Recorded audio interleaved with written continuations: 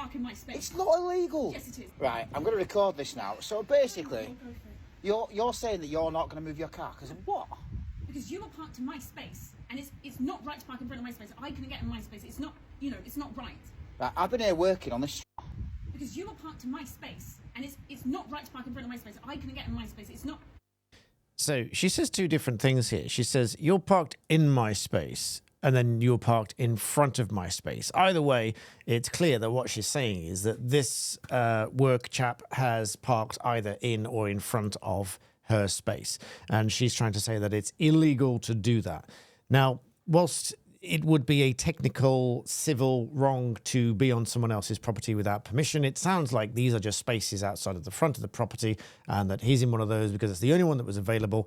And at best, it is civil trespass, which is not a criminal offence. It's not strictly illegal. It's just something that you shouldn't do. It certainly hasn't become aggravated trespass or anything like that. But what really concerns me is the sheer lack of cooperation and waste of time that she's causing here, because he explains that he's done a 12-hour shift and just wants to go home. And yet she goes on to say the following. You can't park in my space. It's not safe. You saw us down there. Just from lads, I need to get in that space. Move your van, please. I'd have quite happily come and moved it. I didn't know it was you. I didn't know who it was. I just saw a vehicle. There needs to be something that needs to be done. I need to contact the correct authorities so they can come down, assess the situation and fine you. So she wants the authorities to come down and fine him because he was parked in or in front of her space and she's blocked him in.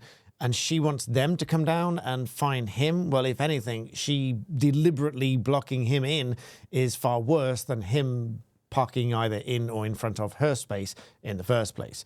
But this kind of situation is where people exacerbate and just exaggerate the situation to an extent that is absolutely unnecessary. And there is absolutely no need for this to go to this extent. The local authorities are not going to come down and fine him. The police are not going to come down and fine him. If anything, they'd probably be on his side to say, well, he just needs to leave. So get your vehicle out of the way and let him leave, because now you are blocking him from accessing the highway.